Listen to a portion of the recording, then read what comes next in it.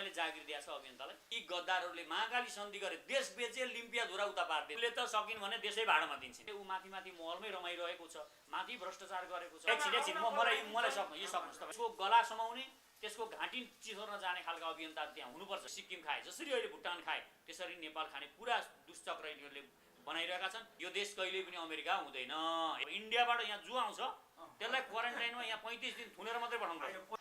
लेन्डुपेहरू धेर भएको देशमा हुँदा हुँदै देशै बेच्न लागिसकेछन्। हामी सुतेका सुत्दै छौँ। देशलाई बचाउने ठिक टाइममा हामी जागेका छौँ। हरेक जनताहरू जागरुक हुनुपर्छ। हाम्रो उद्देश्य भनेको यो देशको एउटा पावरफुल राजनीतिक पार्टी बनाउने हो। हामी भारतीय सेनालाई बन्दुक पड्काएर, गन पड्काएर लखेट्छौँ। म ध्यानमा बस्दा बस्दै यिनीहरूले देश बेचिसकेछन्। यिनका बाउको वीरता हुने देशका नागरिकहरू निन्द्रैमा हुँदाखेरि यिनीहरूले देश बेच्न सक्छन्। इन्डियाले बनाएको केपी ओलीलाई हाम्रा खुट्टा काट्ने हो, खुकुरी जिक्ने हो, हाम्रा खुट्टा काट्ने हो। मैले ज्ञान बाँड्ने व्यापार गरेको छु। तपाईहरुको संगत गद्दारहरूसँग भयो क्या? ठुला ठुला मिडियाहरू हेर्नुस्, तिनी गद्दारका सधैँपछि भाषण बजाएर बसेका हुन्छन्। कारण दिनु न, त्यस्तो मलाई किन दिनुहुन्छ?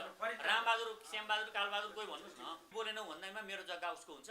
बाबुराम भट्टराई, सुजाता भनेका यस्ता खालका मान्छे हुन्। यो देश भाडामा लाएर अनि नाराजी लाइरहने, विकास गर्नुपर्छ यसो भन्ने, मैले पिएचडी गरेको भनिरहने। तर भारतले सैनिक ल्यायो भने यो के हुन्छ? भारत हुन्छ।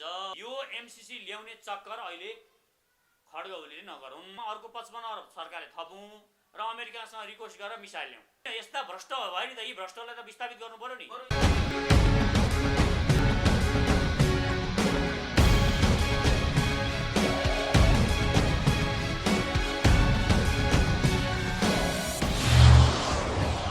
स्टार अनलाइन टिभीको फ्रेममा पुण्य सर फेरि पनि यहाँलाई हार्दिक स्वागत। धन्यवाद सर। अब पछिल्लो समय सीमाको कुरा चलिरहँदाखेरि विभिन्न इस्युहरू आयो बजारमा, होइन? अनि हाम्रो अनलाइन मिडियाहरूले त जे इस्यु आयो त्यसैलाई फोकस गर्छन्। यद्यपि प्रमुख इस्यु चाहिँ तातो खान मन पराउँछन्। अनि अहिले यद्यपि राष्ट्रिय इस्युहरू चाहिँ सीमा विवाद जस्तो थियो त्यस्तै छ अहिलेसम्म। देशका विकास समृद्धिका कुराहरू जस्ताका त्यस्तै छन्। अब यही प्रसङ्गमा चाहिँ अभियन्ताहरू पनि धेरै छन् नेपालमा। धेरैलाई थेक्न गाह्रो भइरहेको बेला तपाईँ पनि आउनुभयो फेरि। तर तपाईँसँग केही नयाँ कुराहरू, देशको डिफेन्ससँग रिलेटेड कुराहरू भएकोले फ्यान फलोअर्सदेखि तपाईँलाई पत्याउने, तपाईँलाई मन पराउनेहरूको पनि सङ्ख्यामा वात्तै वृद्धि भएको छ। हामी पनि तपाईँप्रति एकचोटि यिनलाई पनि हेरौँ न त भन्नेमा छौँ, होइन? कतिपय अभियन्ताहरूको रोड म्यापै छैन। कमसेकम तपाईँसँग एउटा रोड म्याप रहेछ कि देशलाई चाहिँ डिफेन्सको मामलामा यसरी चाहिँ बलियो बनाउँदै लगिसकेपछि हाम्रो देश विदेशमा इज्जत हुन्छ, होइन? हाम्रो एयरपोर्टमा ओर्लिने बित्तिकै हामीलाई चाहिँ अर्कै नजरियाले हेरिन्छ। आजको डेटमा चाहिँ हाम्रो नेपाली पासपोर्ट देख्ने बित्तिकै फालिदिने खालको कुराहरू तपाईँको धेरैवटा इन्टरभ्यूहरूमा आइसकेको छ। अब जनताहरू कन्फ्युज छ केमा भने धेरै अभियन्ताहरू छन्।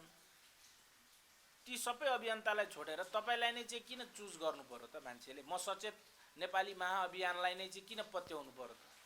त्यसको तर्क पहिलो कुरा अब तपाईँको क्वेसनको सुरुवाततिरै जाउँ। अभियन्तालाई यो थेक्न सकिएन भन्नुभयो, होइन? थेक्न गाह्रो भयो भन्नु। तपाईँले जागिर दिएछ अभियन्तालाई? पैसा त दिएको छैन तपाईँले। सरकारले जागिर दिएको छ थेक्नलाई। उनीहरू के को लागि बोलिरहेका छन्? पहिलो कुरा, उनीहरू गरिब निमुखा जनताहरूको आवाज बोलिराखेको छन्। हो, हामी सबै के गर्नको लागि आएको हौँ? जनताभित्र एउटा फ्रस्ट्रेसन छ, डिप्रेसन, रिग्रेसन, एग्रेसन, पुरा त्यो सब कुराहरू जनतामा एउटा आक्रोश त्यो पुरा छ। हेर्नुहोस्, यो किन छ भने यो देशमा जुन कल्पना, जुन सोच जनताहरूले गरेका थिए त्यो भएन। उनीहरूको आकाङ्क्षाहरू कुनै पनि पुरा भएन। जुन उनीहरूले कल्पना गरेका थिए, जुन सपना देखेका थिए पुरा भएन। अझ तीमाथि गरिब र निमुखाहरू त सीमान्तकृतहरू, दलितहरू हेपिएका भए। अब हामी जस्ता अभियन्ताहरूले गर्ने भनेको के हो? त्यो आवाज सुनाइदिने हो। पहिलो कुरा त्यो आवाज, किनभने ती मानिसहरूलाई देखेको छैन सरकारले नदेखेको कारणले ऊ माथि माथि महलमै रमाइरहेको छ, माथि भ्रष्टाचार गरेको छ, आफ्नै छोरी बुहारी सालासालीलाई जागिर दिएको छ। उसलाई यस्तो लाग्छ कि यिनीहरूले यो परिवर्तन ल्याएको भनेको त आफ्ना भाइ भतिजा छोराछोरी पाल्नको लागि मात्र, उनीहरूलाई अवसर दिनको लागि मात्र हो जस्तो देखिएको छ। र जनताहरूका आवाजहरू पुगेका छैनन्। त्यो आवाज सुनाउने काम अभियन्ताले गर्छन्। अभियन्ता त अहिले निकै कम छन् यो देशमा। धेर भन्नुहुन्छ तपाईँ, यति कम भए अभियन्ताहरू। गाउँ गाउँमा अभियन्ता हुनुपर्छ। गाउँमा एउटा रोड त्यहाँको अध्यक्षले बनाउँदाखेरि लापरवाही गरेर भने है यो तैँले के गरेको होस्, यो किन ठिक ढङ्गले नबनाएको भनेर त्यसको गला समाउने, त्यसको घाँटी चिसोर्न जाने खालका अभियन्ता त्यहाँ हुनुपर्छ। गाउँ गाउँमा टोल टोलमा हुनुपर्छ। हामीले भोट हाल्यौँ, भोट हालेर लगेर मस्त सुतेर बस्यौँ। हामी सुतेको सुतै भए, उनीहरू मोज गरेका गरे भए, देश बनाएन। देश त अन्तिममा हुँदाहुँदै देशै बेच्न लागिसकेछन्। हामी सुतेका सुतै छौँ। हामी सुतेकै निन्द्रैमा हुँदाखेरि यिनीहरूले देश बेच्न सक्छन्। त्यसकारण हरेक नागरिक अभियन्ता जस्तो बन्नु पर्यो। हरेक नागरिकसँग अब एउटा आफ्नै च्यानल हुनु पर्यो, युट्युब च्यानल पनि। हरेक नागरिकसँग आफ्ना दरो खालका फलोवर भएको फेसबुक पेजहरू, ट्विटरहरू हुनु पर्यो र यो सरकारका जहाँ पनि गल्तीहरू हुन्छन् गाउँ गाउँ स्तरका गल्तीहरू देखाउन थाल्नु पर्यो, यिनीहरूलाई भन्न थाल्नु पर्यो यहाँ भइरहेको छ। हामी अभियन्ताको काम यो हो। र मेरो सवालमा अब मेरो सवालमा जहाँसम्म छ, म भनेको एकदमै नयाँ नै हुँ, सिधै कुरा गर्नुपर्छ। म त एकदम मस्त विपश्यना ध्यान गरेर किताब लेखेर बसेको मान्छे। म पनि छापेर किताब लेख्ने, छाप्ने, त्यही रमाइलो मलाई स्वर्ग। एउटा किताब छापेको दिन तपाईँलाई त्यो मन्त्री हुँदा त्यो मन्त्रीहरूलाई सोध्नु कति आनन्द भयो तपाईँलाई भनेर सोध्नु, त्यो आनन्द जति उसलाई त्यो मन्त्री हुँदा लाग्थ्यो त्योभन्दा 10 गुणा आनन्द मलाई किताब छापेको दिन हुन्थ्यो। म किताब छापेको दिन मस्त सिरानीमा राखेर त्यो 1 महिनासम्म सिरानीमा राख्थेँ। म त्यस्तो गरेर बसेको, विपश्यना ध्यान गरेर दिनमा 3 घण्टा ध्यान गरेर बसेको मान्छे। म ध्यानमा बस्दा बस्दै यिनीहरूले देश बेचिसकेछन्। झ्वास ध्यानबाट बिउरिँदाखेरि त देश त गइसकेछ। अब के गर्ने त? अब त उठ्नु पर्यो। देशै जान लागेपछि त उठ्नु परेन। र अहिले हरेक जनताहरू देश जान लागेको चिन्ताले उठेका छन्। रोक्ने कुरै छैन।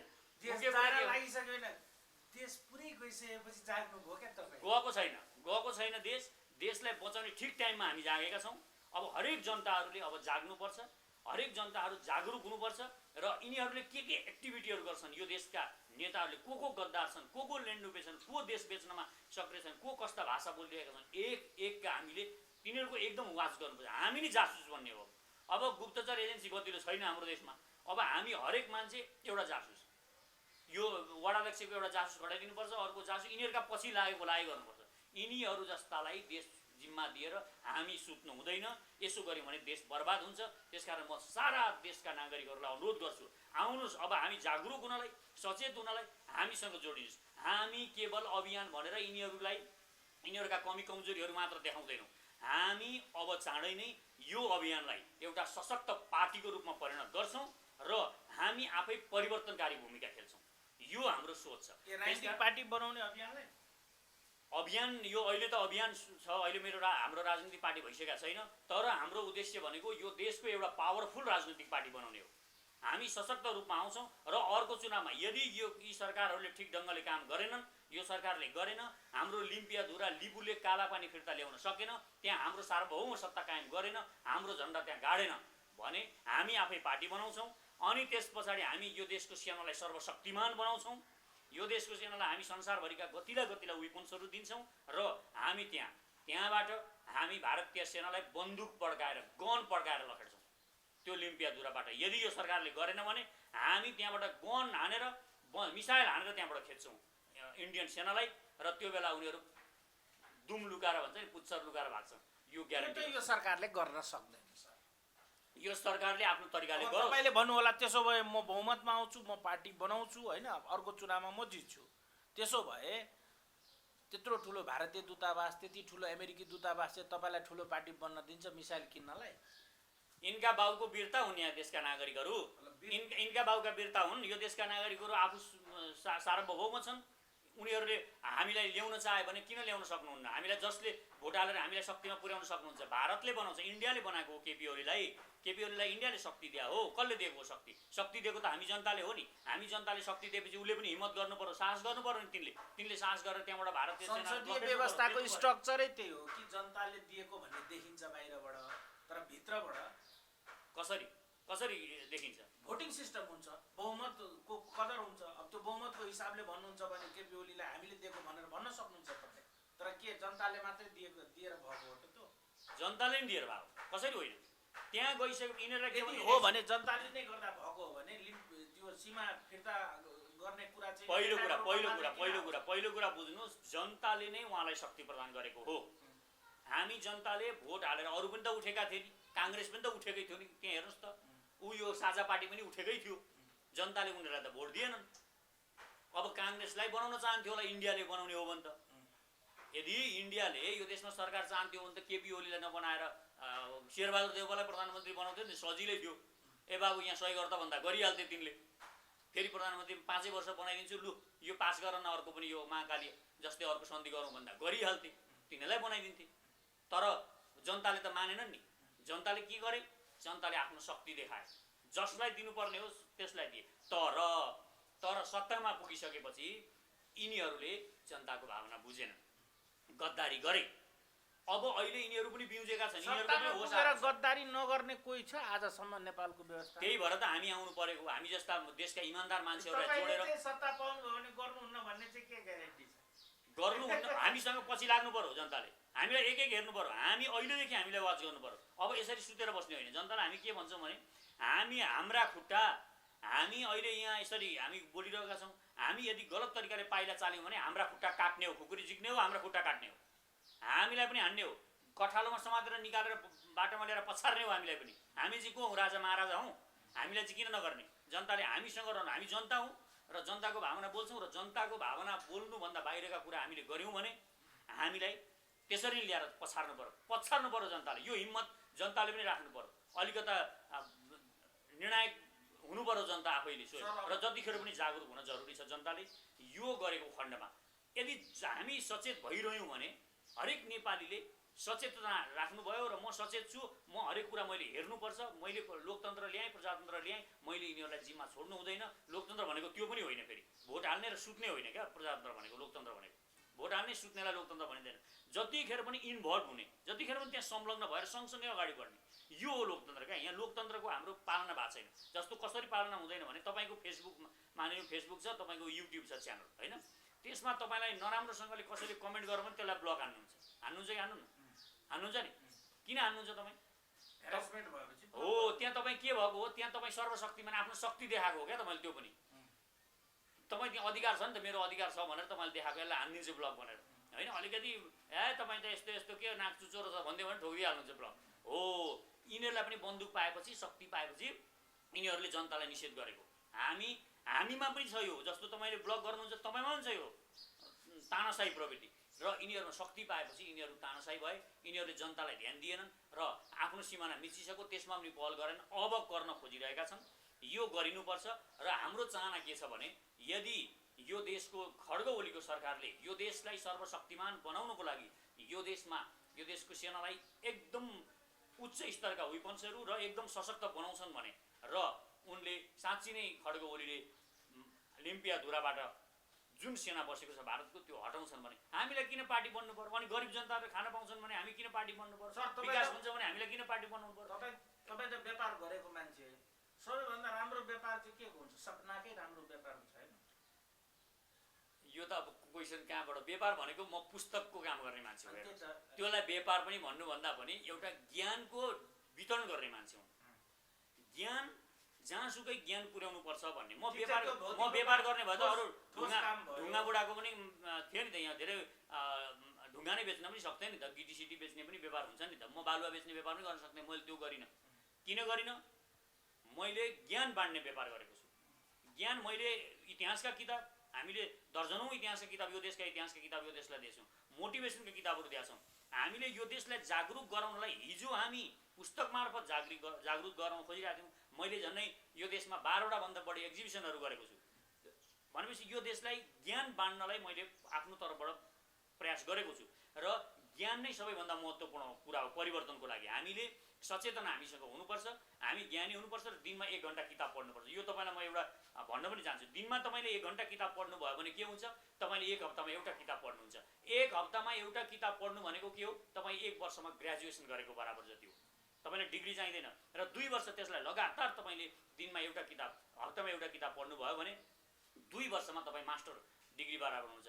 3 वर्ष पढ्नुभयो तपाईँले लगातार 3 वर्ष दिनमा 1 घण्टा मात्र पढ्नुभयो भने तपाईँ 3 वर्षभित्रमा पिएचडी, यो बाबुरामवाला छन् नि, योभन्दा धेरै विद्वान भइसक्नुहुन्छ। तपाईँ 3 वर्ष पढ्नु पर्यो। र 4 वर्षमा यदि 4 वर्षसम्म लगातार तपाईँले पढ्नुभयो भने तपाईँ संसारको कुनै पनि विद्वान भनेको मान्छेसम्म दिनमा 1 घण्टा नियमित 4 घण्टा पढेको खण्डमा तपाईँ संसारको कुनै पनि मानिससँग आँखा जुदाएर आत्मविश्वासका साथ कुरा गर्न सक्नुहुन्छ र आफूले जे सपना देख्नु भएको छ जुन सोच बनाउनु भएको छ त्यसमा अगाडि बढ्न सक्नुहुन्छ। त्यसकारण ज्ञानको वृद्धि गर्नु पर्यो, जतिखेर पनि आफूलाई अपडेट पनि राख्नु पर्यो, ज्ञान पनि हासिल गर्नु पर्यो र हामी जतिखेर पनि एकदम चनाखो हुनु पर्यो। यो देशमा के हुँदैछ भन्ने कुरामा हामीले राजनीतिमा हरेक युवाहरूले चाख राख्नु पर्यो क्या, नभए हामीलाई सिद्ध्याउँछन्, हामी सुतेका सुतै हुन्छौँ, हामी निदाको निदै हुन्छौँ, देश बेचिसकेका हुन्छन्। यो हामीले बुझ्न जरुरी छ, सबैभन्दा प्रमुख कुरा यो हो। यद्यपि सपनाको व्यापार नै ठुलो हो जस्तो लाग्छ मलाई, किनभने नारामा एउटा कुरो गर्दाखेरि अर्को कुरो त्यही भइराखेको छ नि त।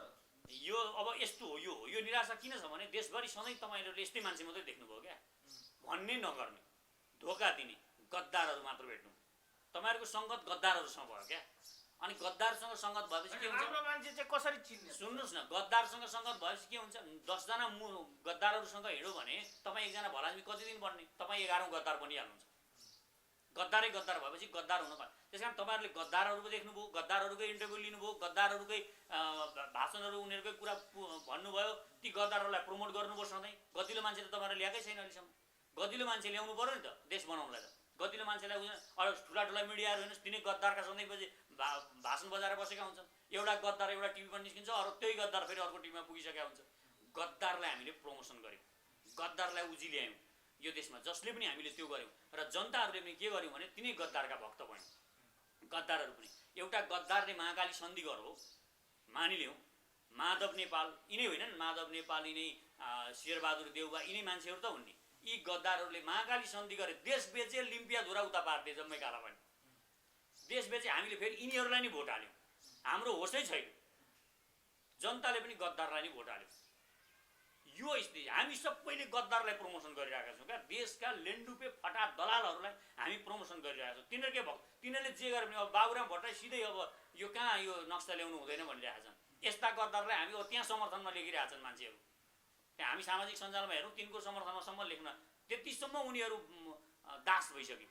अब यो दास मानसिकता भइसकेपछि के हुन्छ भने गद्दारको दास भइसकेपछि त अब उसले जे भन्यो त्यही मान्नुपर्ने हुन्छ। त्यसकारण म के पनि भन्छु भने कसैको पनि दास नबन्नुहोस्, कसैको भक्त नबन्नुहोस्, त्यसमा पनि राजनीति गर्ने मानिसको र पत्रकारिता गर्ने मानिसको कहिल्यै पनि भक्त नबन्नुहोस्, कहिल्यै पनि उसको फ्यान नबन्नुहोस् तपाईँ। किनभने यिनीहरूले कुनै पनि बेला देश सिद्ध्याउन लाग्यो भने पनि तपाईँलाई बोल्न मन लाग्दैन। यो खतरा छ क्या देशलाई। त्यसकारण हामीले यसमा सतर्क हुनुपर्छ। तपाईँ फ्यान बन्नुहुन्छ भने राम्रोसँगले जानुहोस्, खेलाडीको फ्यान बन्नुहोस्, एउटा चलचित्रकर्मी कलाकारको फ्यान बन्नुहोस्।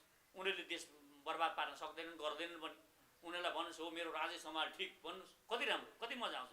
करिश्मा मेरो करिश्मा केसी हाम्रो महान कलाकार भन्नुहोस्, होइन? अब हाम्रो पारस खड्का छन् ऊ खेलाडी, क्रिकेट खेलाडी, उनलाई भन्नुहोस्। त्यसकारण यो कुरामा हामीले ध्यान दिनुपर्छ। हामीले पनि कसैको गुलामी गर्नु हुँदैन। उनीहरू गुलामी गर्छन्, विदेशी दलाल बन्छन्, अनि ती दलालको फेरि हामी गुलाम गर्छौँ। सर मलाई किन अभियन्ताहरू चाहिँ पेटी ठेकदार हो जस्तो लाग्छ? त्यो के भनेको अब मैले त्यो बुझिनँ फेरि।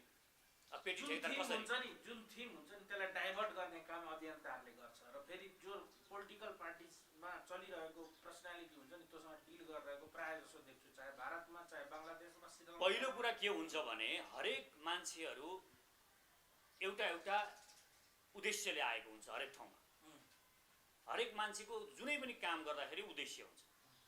तपाईँ मसँग बोल्नुहुन्छ, अहिले टिभीमा यो कार्यक्रममा मलाई तपाईँ बोल्न लगाइराख्नु भएको छ भने तपाईँको पनि खास उद्देश्य छ, आफ्नो स्वार्थ हुन्छ। भन्नको मतलब हरेक मान्छेको आफ्नो स्वार्थ हुन्छ। म तपाईँसँग बोलेको छु भने म किन फोकटमा बोलिरहन्छु त्यति करार? मेरो पनि केही स्वार्थ होला नि त। म मेरो आवाजलाई देशभरि पुर्याउन चाहन्छु। त्यसकारण तपाईँ पनि यसको माध्यम बनिदिनुहुन्छ कि भन्ने मलाई आशा भएर तपाईँलाई मैले यो आवाज सुनाइराखेको छु, होइन? र अभियन्ताहरूको पनि कति मानिसहरू, कोही मानिसहरूका बढी चाख हुन्छन्, कसैका कम हुन्छन्, कोही चाहिँ अलिक संवेदनशील पनि हुन्छन्। फेरि साँच्चै नै गरिबी निमुखा जनताहरूको त्यो दर्दनाक त्यो दृश्य देखेर वास्तवमै उनीहरूभित्र आगो बलेको हुन्छ, यो ज्वालामुखी फुटेको हुन्छ, केही गर्न पाए हुन्थ्यो, छटपटी हुन्छ। आज तपाईँ यो देशको जनता छ नि, तपाईँ एकलाई ल 3 करोड जनतालाई अलिक कुनै माध्यम हुनु, 3 करोड जनतालाई एकै ठाउँ राख्ने एउटा जुम जस्तो कुनै प्रविधि ल्याउनु र 3 करोड मान्छेको एकैचोटिको आवाज बोल्ने हो भने अहिले के उनीहरूले के बोल्छन् थाहा छ?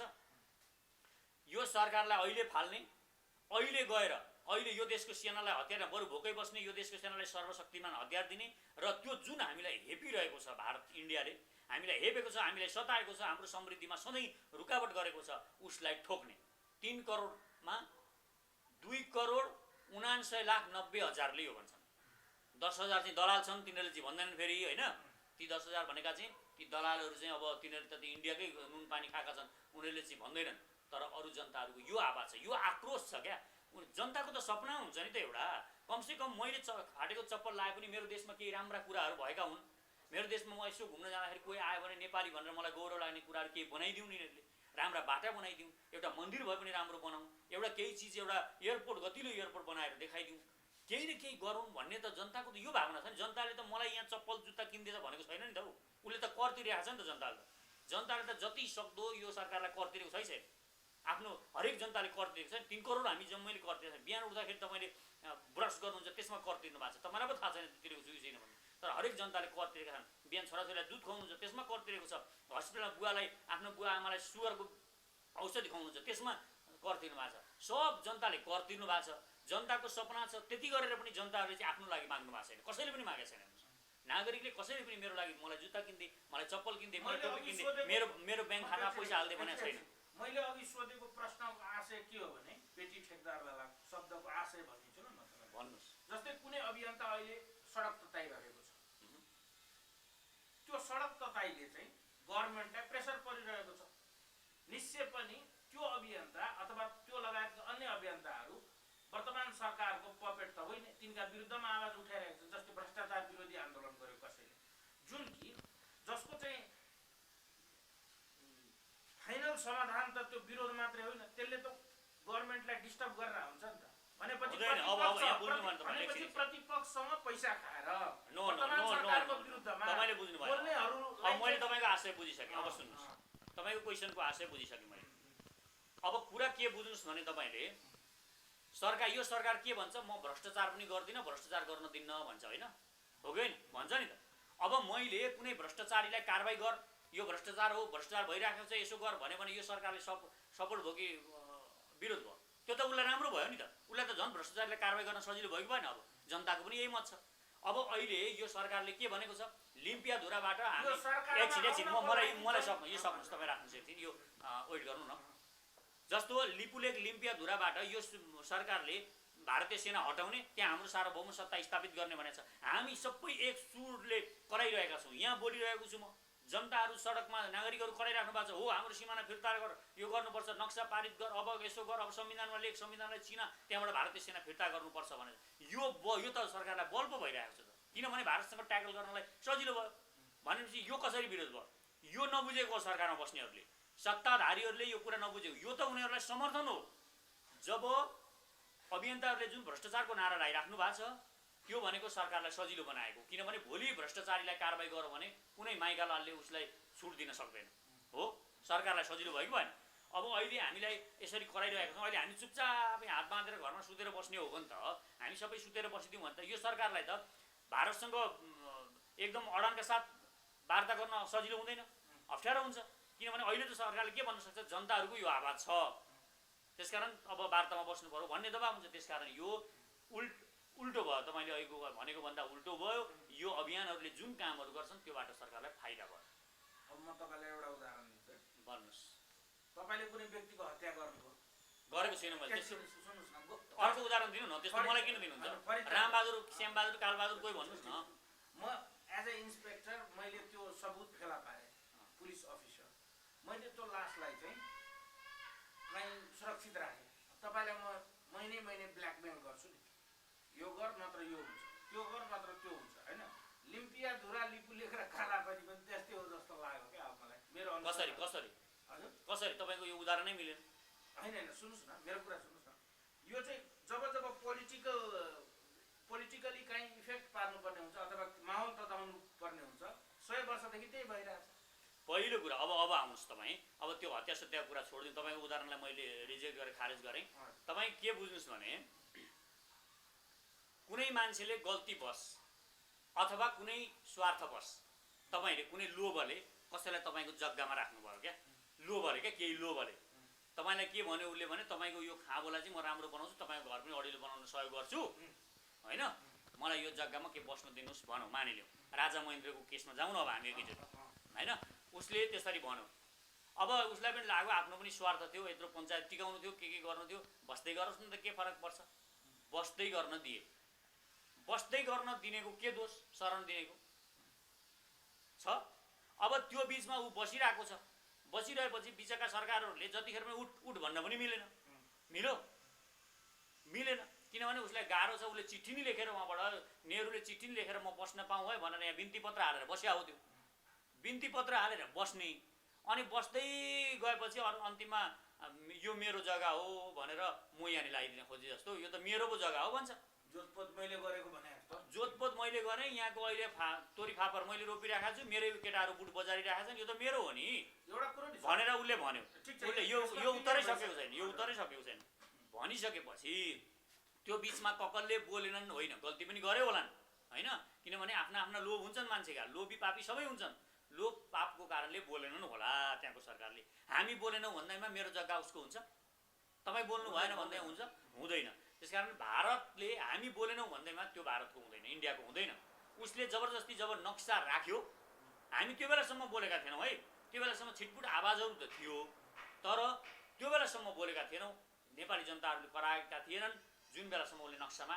त्यो भूभाग पारेको थिएन त्यसपछि जनता कराएका हुन् नेपाली नागरिकहरू कराएका हुन् यो कुरा बुझ्न जरुरी छ त्यसकारण कसले के गरे यो ब्ल्याकमेल गरो के गरो अरूले गरेनन् फलानले गरेनन् अहिले चाहिँ किन गरेको भन्ने कुरा आउँदैन यो सबै नकारात्मक र दलालीहरूको आवाज हुन् त्यसकारण यो कुरा बुझ्नु जरुरी छ यस्ता दलालहरूले के भन्छन् यत्रो वर्ष नगर्ने अहिले गरेर के काम अहिले किन भारतसँग न्यु खोज्नु पर्यो बित्थामा त्यति मुला 360 वर्ग किलोमिटर दिए भइगयो नि त्यो त हाम्रो लागि ठुलो कुरा हो नि एउटा भक्तपुर जत्रो ठाउँ छ एउटा जिल्ला जत्रो ठाउँ छ हाम्रो स्वाभिमानको कुरा होइन त्यो हामी त एक इन्च जमिन छोड्दा पनि अहिले त हाम्रो स्वाभिमानको कुरा छ सुजाता कोइरालाले त भाडामा दिनुपर्छ भन्नुहुन्छ उनले त सकिन् भने देशै भाडामा दिन्छन् यस्ता यी त अब यिनको कुरा नगरौँ यिनका बाबुदेखि नै यो चलिरहेको छ यिनले सक्ने हो भने यिनको मिल्ने हो भने यिनले पुरै देश भाडामा लाउँछन् अनि बसेर त्यसको भाडामा लागेको भाडा खाएर बस्छन् दिल्लीमा यी यस्ता खालका बाबुराम भट्टराई सुजाता भनेका यस्ता खालका मान्छे हुन् यो देश भाडामा लाएर अनि नाराजी लाइरहने विकास गर्नुपर्छ यसो भन्ने मैले पिएचडी गरेको भनिरहने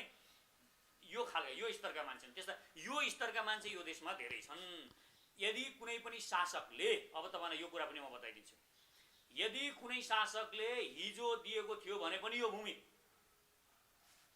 जनताले आज मानेनन् भने त्यो भूमि उसको हुँदैन हामी जनताले हिजो त्यो शासकले भनेको हामी मान्दैनौँ हाम्रो जमिन हामीलाई फिर्ता हुनुपर्छ भनेर जनता बोल्छ भने जनताको आवाज सुन्नुपर्छ त्यो भूमि हाम्रो हुनुपर्छ तपाईको मुखार बिन्दुबाट प्राय जसो भारत विरोधी आवाजहरू सुनिन्छ तपाईले भारतलाई मात्रै किन दुश्मन देख्नुहुन्छ चाइना पनि त्यतिकै हाम्रो देश विरोधी छ सीमा मिच्ने कुरामा अमेरिका पनि त्यतिकै छ तिनीहरूका विरुद्धमा चाहिँ आवाज किन दिन्छ यो त तपाईको कस्तो क्वेसन भयो भने अहिले तपाईलाई एउटाले खुकुरी लिएर काटिरहेको छ काट्न आइरहेको छ अनि तपाईँ अर्को भोलि कसले काट्छु भने त्यसको विरोध गरेर के काम अहिले जसको काट्छु भने त्योसँग प्रतिवाद गर्ने हो त अहिले काटिराखेको छ अहिले भारत विरोधी माहौल बनाउने हो माहौल होइन भारत विरोधी हामीले बनाएको होइन नि इन्डिया विरोधी उसले चाहिँ हामी विरुद्ध गरिरहेको उल्टो क्वेसन गर्नुहुन्छ क्या तपाईँहरूको यो थट प्रोसेस नै गलत छ क्या भन्दैछु त म तपाईँहरू ठ्याक्कै उल्टो क्वेसन गर्नुहुन्छ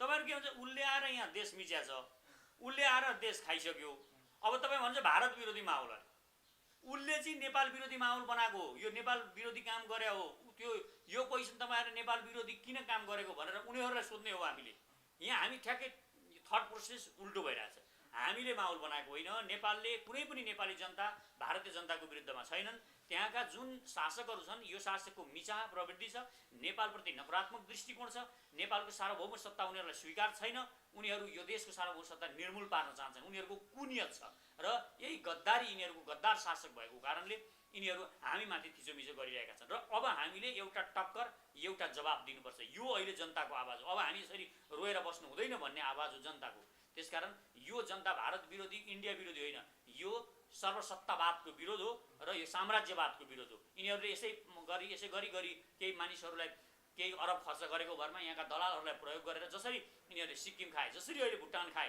त्यसरी नेपाल खाने पुरा दुष्चक्र यिनीहरूले बनाइरहेका छन् त्यो चक्रमा नेपाली जनता पर्दैनन् अब नेपाली जनता सचेत छन् सचेत नेपालीले अब जवाब दिन्छ टक्कर पनि दिन्छ यो कुरा बुझे हुन्छ हामीले कसैको विरोध गरे होइन हामीले हाम्रो बचाव गरे हो अब मेरो अन्तिम प्रश्न एमसिसी को प्रति छायाको लागि यो सीमा विवाद निकालियो भनेर भन्छ नि मान्छेहरू, के भन्नुहुन्छ? कस्तो, म तपाईँको प्रश्न अलिक क्लियर भएन, फेरि गर्नुहोस् त।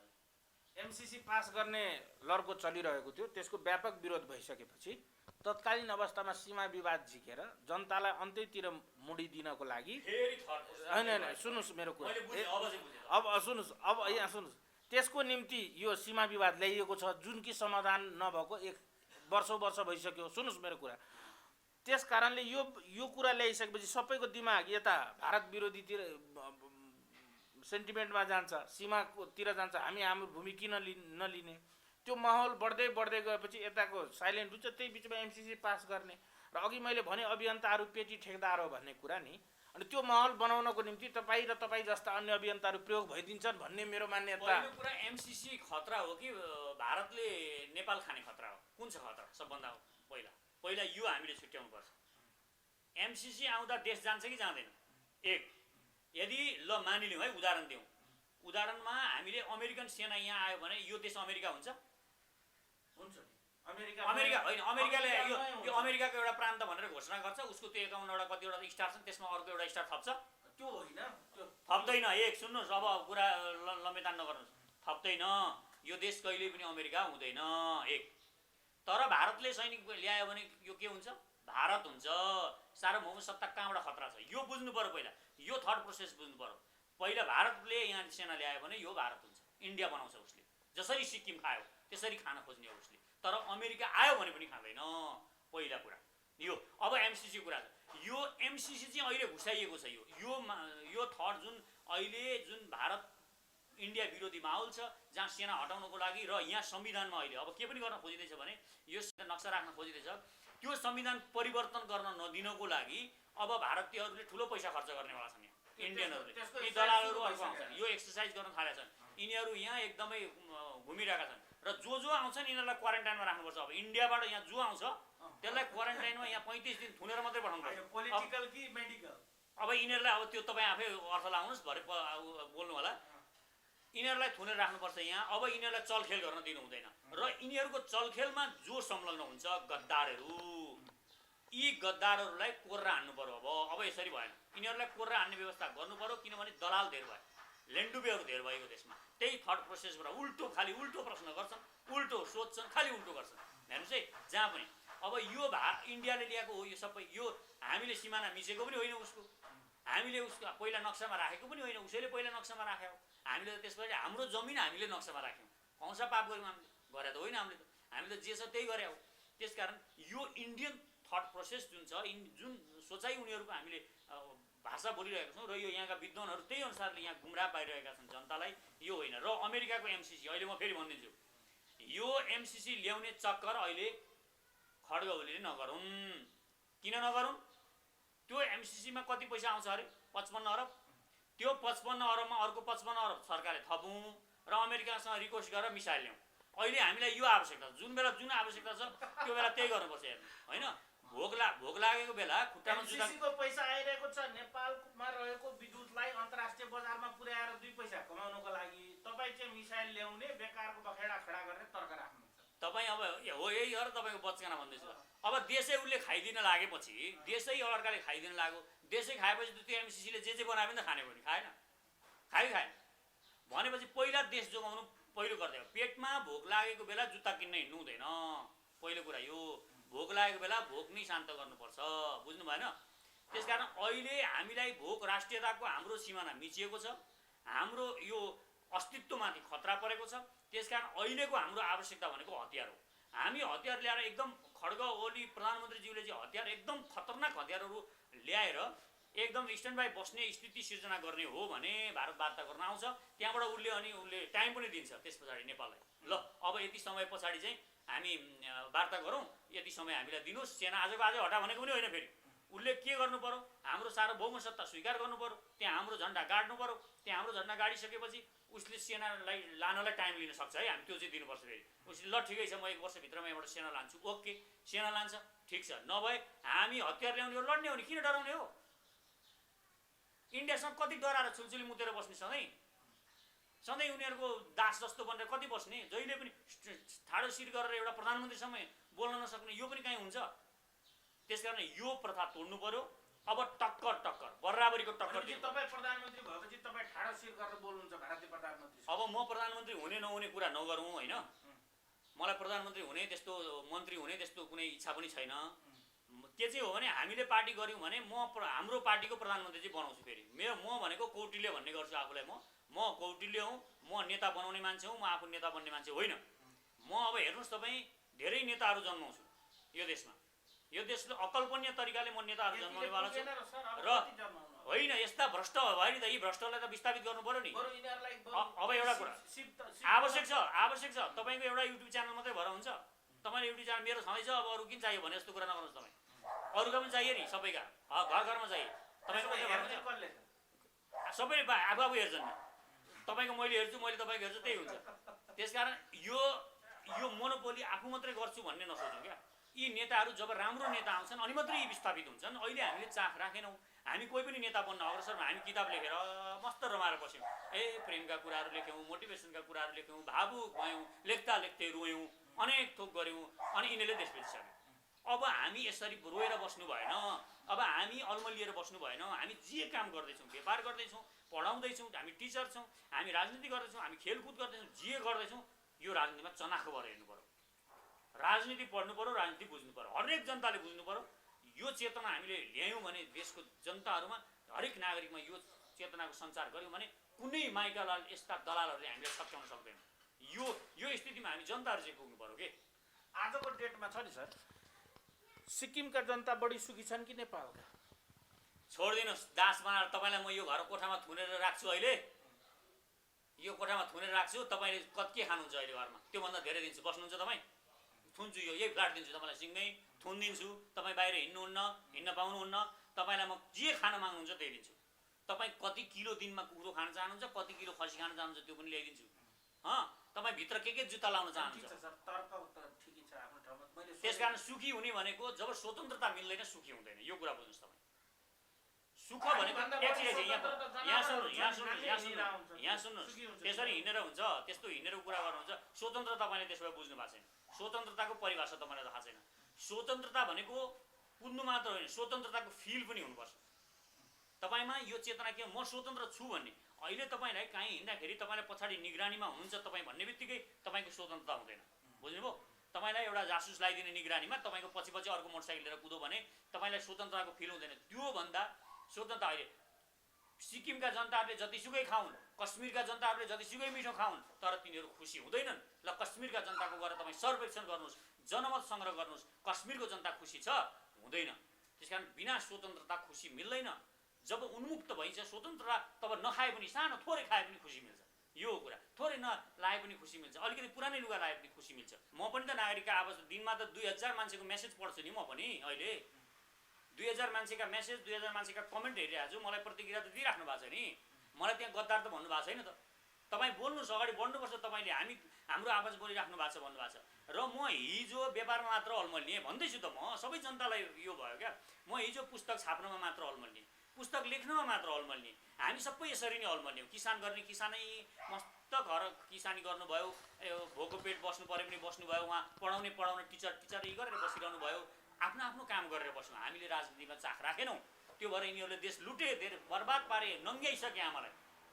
त्यसकारण मातृभूमिको रक्षाको लागि हामी सबै जुन व्यापार गर्दैछौँ गरौँ, जे काम गर्दैछौँ गरौँ।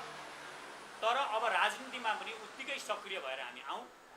राजनीतिमा हामीले चाख राखेनौँ भने यो देश बर्बाद हुनेवाला छ। र देशका संसारभरिका नागरिकहरूलाई म अनुरोध गर्छु र नेपालका पनि हरेक विद्यार्थीहरूलाई, हरेक आमा बुवाहरूलाई, दिदीबहिनीहरूलाई, दाजुभाइहरूलाई म अनुरोध गर्छु। तपाईँले राजनीतिमा चाख राखेको हुनुहुन्छ हो, तपाईँलाई टिकटक बनाउन मन लाग्छ, ठिक छ बनाउनुहोस्। तर टिकटक बनाउँदै एक दुईवटा कुराहरू हाम्रा पनि कुरा सुन्नुहोस् तपाईँहरू। र यो देशको राजनीतिमा पनि चाख राख्नुहोस्। यो कुरा गर्न जरुरी छ। यो गरेनौँ भने हामी भोलि दास भइसकेका हुन्छौँ। भित्रभित्रै हामीलाई दास बनाइसकेका हुन्छन्। यो जरुरी छ। हामीले राजनीतिमा चाख राख्नु अत्यन्तै आवश्यक छ र राजनीतिमा सक्रियता पनि देखाउनु जरुरी छ। नभए देश बर्बाद भइसकेको हुन्छ, बर्बाद भइसकेको छ। कुनै पनि बेला हामी दास हुन सक्छौँ। त्यो पोजिसनमा हामी छौँ। त्यसकारण यो देश बचाउनलाई आउनुहोस्, हामी जोडिनुपर्छ। अब हामी एकजुट हुनुपर्छ। तपाईँहरूलाई मैले जोडिनको लागि रिक्वेस्ट गरिरहेको छु र जो जहाँ हुनुहुन्छ त्यहाँ तपाईँहरू एउटा समिति बनाउनुहोस्। अहिले कसरी जोडिने भनेर तपाईँहरू धेरै यो ज्ञान खर्च नगर्नुहोस्। कसरी जोडिने भन्दा पनि तपाईँहरू अहिले जहाँ हुनुहुन्छ आफूले एउटा समिति बनाउनुहोस्। आफूलाई केन्द्रीकृत गरेर आफूलाई संयोजक बनाएर अहिले 10 जना 5 जना 20 जना 100 जना 200 जना जति साथीहरू जोड्न सक्नुहुन्छ जोड्दै गर्नुहोस्। जब लकडाउन खुल्छ हामी सबै भेला हुनुपर्छ र भेला भएर यसलाई कसरी म्यानेज गरेर अगाडि बढ्ने त्यो हामी सल्लाह गरेर अगाडि बढ्नुपर्छ। त्यसकारण म संसारभरिका नेपाली नागरिकहरूलाई अनुरोध गर्छु तपाईहरू यो काम गर्नुहोस्। जहाँ हुनुहुन्छ साथीभाइ जोड्न थाल्नुहोस्, एउटा समिति बनाउनुहोस् र भोलि हामी जोडिनुपर्छ। ढिलो चाँडो हामी जोडिनुपर्छ। तपाईहरू हामीलाई मेसेज गरिराख्नुहोस्, हामीसँग सम्पर्क गरिराख्नुहोस्। यसरी हामी जोडिने हो र यो देशमा काया पलट गर्ने हो। अब यसरी चुप लागेर बस्ने होइन, यो देशमा परिवर्तनै गरेर देखाउने हो। अब नारा मात्रै नलाउने, यिनीहरूले देश बर्बाद पारे मात्रै भनेर घरमा रोएर बस्ने होइन। अब कति रुने, अब त आफै परिवर्तनको लागि अग्रसर हुने र परिवर्तन गरेर देखाउने। अब हाम्रो काम यो हुन्छ। त्यसकारण परिवर्तनको यो जुन यो महायज्ञ हुँदैछ, यो महायज्ञमा हामी सबै जोड्यौँ र एकजुट भएर यो महायज्ञलाई अब सफल पारौँ। अन्तमा एउटा फेरि जिज्ञासा राख्न चाहन्छु। मान्छेले आफ्ना छोराछोरीलाई डक्टर बनाउँछन्, इन्जिनियर बनाउँछन् होइन।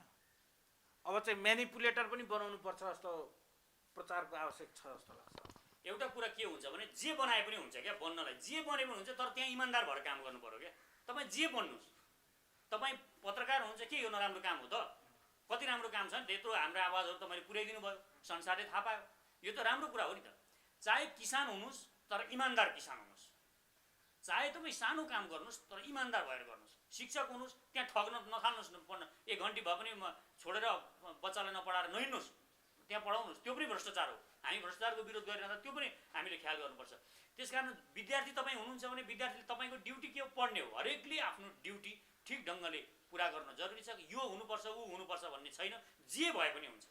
जे बनेर जुन क्षेत्रमा तपाईँलाई रुचि छ त्यही क्षेत्रमा जानु। गीत गाउन मन लाग्छ गीत गाउनुहोस्, खेल्न मन लाग्छ खेल्नुहोस्, फुटबल खेल्न मन लाग्छ फुटबल खेल्नुहोस्, कुनै अरू खेल खेल्न मन लाग्छ खेल खेल्नुहोस्। तर यो क्वेसनलाई पोजिटिभली तर कुरा के हो भने जे हुनुपर्छ राम्रोसँगले अगाडि बढ्नुहोस्, भइहाल्यो। यो हुनुपर्छ ऊ हुनुपर्छ भन्नेसँग मतलब कुरै छैन। हुन्छ। समय र सम्वादका लागि धेरै धेरै धन्यवाद।